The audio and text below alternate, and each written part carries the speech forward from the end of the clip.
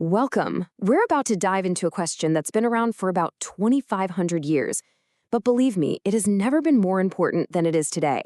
In a world just overflowing with information, how do we figure out what's actually, true?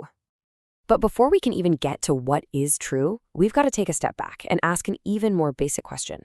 What is knowledge even for?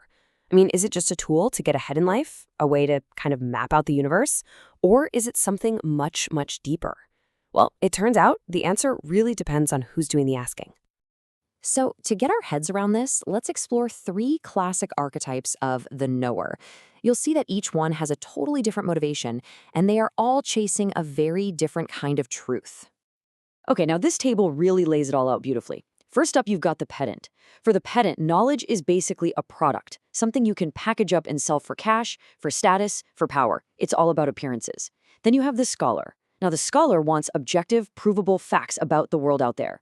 But then there's the sage, and the sage's path is completely different. The sage turns the spotlight inward. For them, the ultimate prize isn't knowing the world, it's transforming yourself, getting to a point where the person asking the questions and the answers they're looking for, they become the same thing. And that idea, that's the absolute heart of the sage's journey.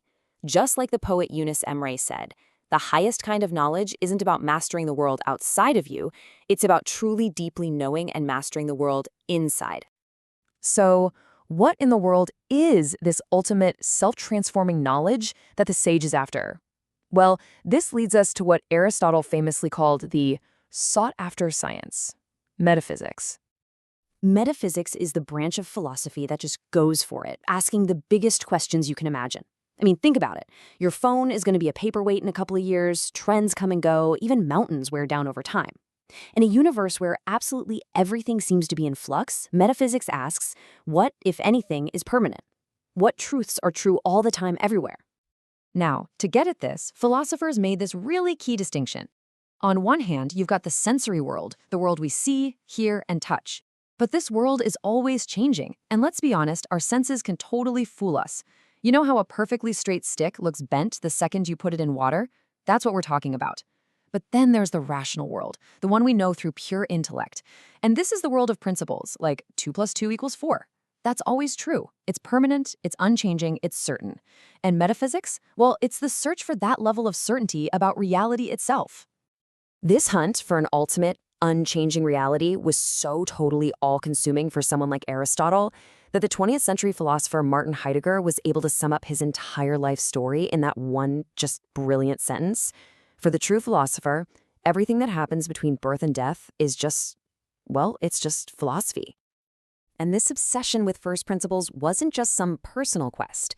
No, it was a complete revolution in how human beings understood reality itself. Before philosophy really took hold, ultimate reality was explained through myths, right? Think of Homer's gods up on Mount Olympus. Sure, they were powerful, but they were also jealous and angry and sneaky. They basically acted like some kind of celestial street gang, not a source of cosmic order. So early philosophers like Plato looked at this whole scene and said, no way, this can't be it. They completely rejected this messy, image-based way of thinking and started searching for a conceptual one, an ultimate principle that was perfect, rational, and, you guessed it, unchanging.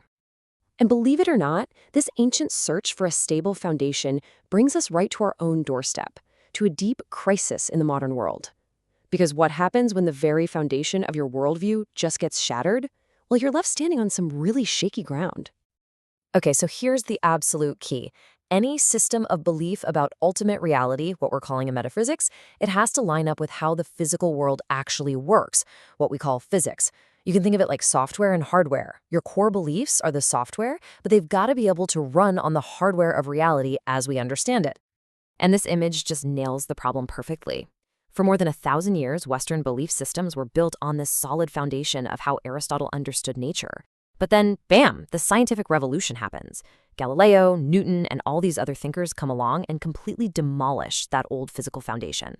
The problem is, while science built a new foundation for physics, a lot of belief systems never bothered to update their own software, their own metaphysics. And that leaves them like a house with no foundation at all, just floating in the air, completely unmoored from our modern understanding of how reality actually works. So, this ancient quest for unchanging truth leaves us with a really personal and pretty urgent modern question. If all the old foundations have crumbled, what ground is your own worldview standing on? In a world that's always changing, what's your rock?